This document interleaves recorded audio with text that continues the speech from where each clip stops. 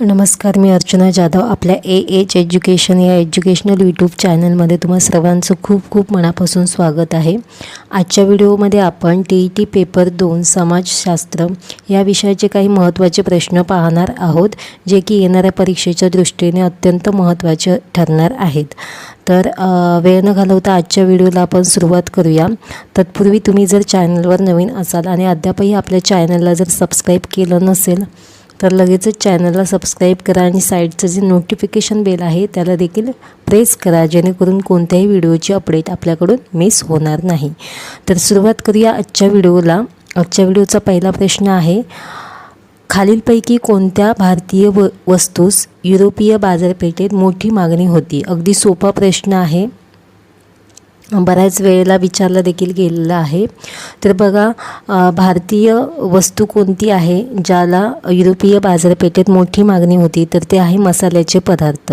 मसाल्याच्या पदार्थामध्ये मिरपूड, वेलची, दालचिनी यासारखे जे मसाल्याचे पदार्थ आहेत, या पदार्थांना युरोपीय बाजारपेठेत मोठी मागणी होती. तर पर्याय 3 हे या प्रश्नाचे योग्य उत्तर असणार आहे. पुढील प्रश्न बघा. दुसरा प्रश्न आहे, युरोपात कोणते शहर व्यापारासाठी प्रसिद्ध झाले? तर युरोपामध्ये जिनोवा आणि वेनिस ही जी 2 शहरे होती ती व्यापारासाठी प्रसिद्ध होती. पर्याय 3 हे या प्रश्नाचं योग्य उत्तर असणार आहे. पुढील प्रश्न, तिसरा प्रश्न आहे, इसवी सन 1453मध्ये ऑटोमन तुर्कांनी कोणते शहर जिंकून घेतले? तर 1453मध्ये ऑटोमन तुर्कांनी कॉन्स्टँटिनोपल म्हणजेच आताचे इस्तंबूल हे जे शहर आहे ते जिंकून घेतले. तर कॉन्स्टँटिनोपल ही बायझेंटाईन हे जे साम्राज्य होते त्या साम्राज्याची राजधानी होती. तर याचे योग्य उत्तर असणार आहे पर्याय 2 कॉन्स्टँटिनोपल. चौथा प्रश्न आहे, औद्योगिक क्रांतीला प्रारंभ कुठे झाला? तर औद्योगिक क्रांतीला प्रारंभ आहे तो कुठे झाला? इंग्लंडमध्ये झाला. तर 18व्या शतकाच्या उत्तरार्धामध्ये अनेक क्रांतिकारक शोध लावले गेले आणि यालाच औद्योगिक क्रांती असं म्हणतात. आणि याचा प्रारंभ कुठे झाला? इंग्लंडमध्ये. तर पर्याय 1 हे या प्रश्नाचे योग्य उत्तर असणार आहे.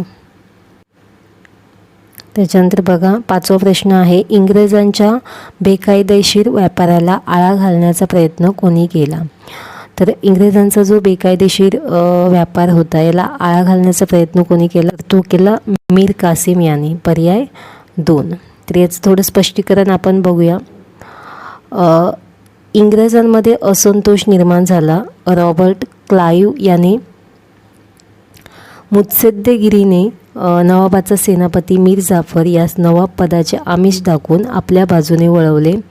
इसवी सन 1757मध्ये प्लासी येथे नवाब सिराजउद्दौला व इंग्रज यांची गाठ पडली. बघा, इथे तुम्हाला प्रश्न विचारला जाऊ शकतो, प्लासीची लढाई कोणामध्ये झाली?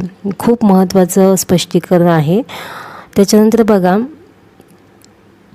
मीर जाफरच्या नेतृत्वाखाली नवाबाचे लष्कर युद्धात न उतरल्यामुळे सिराजउद्दौलाचा पराभव झाला. त्याच्यानंतर इंग्रजांच्या पाठिंब्याने मीर जाफर बंगालचा नवाब बनला. पुढे त्यांनी विरोध करतात त्याचा जावई मीर कासिम यास त्यांनी नवाब बनवले. मीर कासिमने इंग्रजांच्या बेकायदेशीर व्यापाराला आळा घालण्याचा प्रयत्न केला. ओके, तर इंग्रजांच्या बेकायदेशीर व्यापाराला आळा घालण्याचा प्रयत्न कोणी केला? मीर कासिम याने. पर्याय 2. त्याच्यानंतरचा 6वा प्रश्न आहे, अरब व्यापाऱ्यांकडून भारतातील कोणत्या पदार्थास मागणी नव्हती? तर अरब व्यापाऱ्यांकडून खजूर या पदार्थास भारतीयांकडून मागणी नव्हती. तर का नव्हती? तर बघा, खजूर हे जे पीक आहे ते अरबस्थानचे मूळ पीक असल्याने हे अरब व्यापारी भारतातून या खजूर या पिकास ची मागणी करत नसत. तर पर्याय 2 हे या प्रश्नाचं योग्य उत्तर असणार आहे. खजूर या पिकाची मागणी का करत नसत? कारण अरबस्थानचं ते मूळ पीक आहे. कोणतं? खजूर. त्याच्यानंतर पुढील प्रश्न बघा, महत्त्वाचे बंदर भरूच कोठे आहे? तर ते आहे गुजरातमध्ये. कुठे आहे? गुजरातमध्ये. पर्याय 3 हे या प्रश्नाचं योग्य उत्तर असणार आहे. त्याच्यानंतर बघा, आठवा प्रश्न काय आहे, कोणत्या बंदरातून शिसम लाकूड चीनला पाठवले जाई? तर मलबार हे जे बंदर आहे, तर मलबार या बंदरातून शिसम लाकूड आहे ते चीनला पाठवले जाईल. पर्याय 1. त्याच्यानंतर 9वा प्रश्न आहे, कोणत्या बंदरातून जावा सुमात्रा बेटांकडे भारतातून व्यापारी जहाजे जात होती?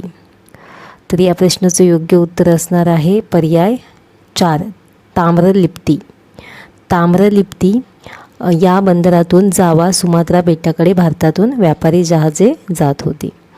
त्याच्यानंतर 10वा प्रश्न आहे, भारतातील कोणत्या राजाने आपला प्रतिनिधी चीनला पाठवला होता? तर याचा योग्य पर्याय असणार आहे पर्याय 2. पहिला राजेंद्र. 11वा प्रश्न आहे, संत मीराबाईंनी कृष्ण भक्ती रचना कोणत्या भाषेत लिहिल्या? तर संत मीराबाई यांनी कृष्ण भक्ती रचना या गुजराती आणि राजस्थानी आणि गुजराती या 2 भाषांमधून लिहिल्या. तुम्हाला पर्यायामध्ये ए आणि बी किंवा सी असे पर्याय असतील.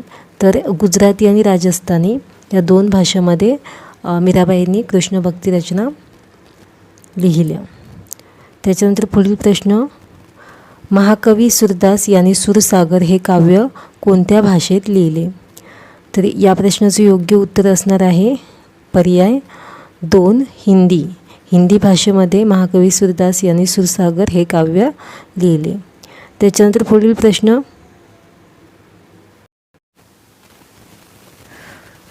पुढील 13वा प्रश्न आहे, रामचरितमानस हा ग्रंथ कोणी लिहिला? अगदी परीक्षेला विचारला जाणारा प्रश्न आहे, अगदी विचारला जाऊ शकतो. रामचरितमानस हा जो ग्रंथ आहे तो कोणी लिहिला? तुलसीदास यांनी लिहिला. पर्याय 4. त्याच्यानंतर पुढील प्रश्न, कन्नड भाषेत अनेक भक्ती कवने कोणत्या संतांनी रचली? तर या प्रश्नाचे योग्य उत्तर असणार आहे पर्याय 3. पुरंदरदास. त्याच्यानंतर पुढील प्रश्न बघा, परमेश्वर एकच आहे, शुद्ध आचरणानेच त्याची प्राप्ती होते अशी शिकवण कोणाची होती? तर या प्रश्नाचे योग्य उत्तर असणार आहे पर्याय 3. गुरु नानक.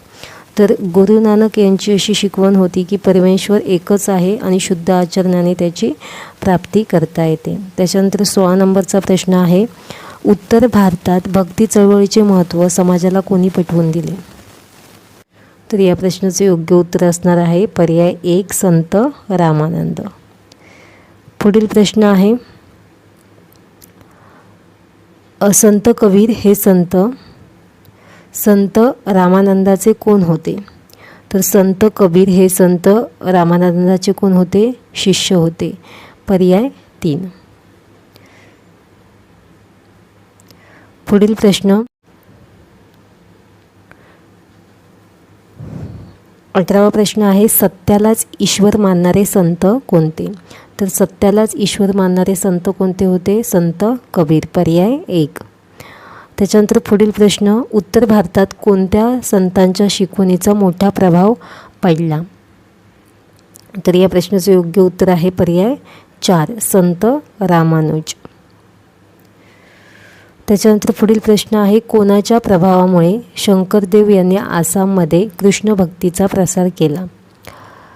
तर या प्रश्नाचं योग्य उत्तर असणार आहे पर्याय 2. चैतन्य महाप्रभू, संत चैतन्य महाप्रभू. त्याच्यानंतर पुढील प्रश्न आहे 21 नंबरचा प्रश्न आहे, संत नरसिंह मेहता हे प्रसिद्ध वैष्णव संत कोणत्या प्रदेशात होऊन गेले? तर या प्रश्नाचं योग्य उत्तर असणार आहे पर्याय 3. गुजरात.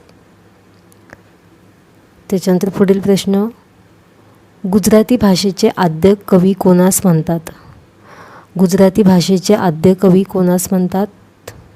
तर ते म्हणतात संत नरसिंह मेहता यांना. ओके, पर्याय 1.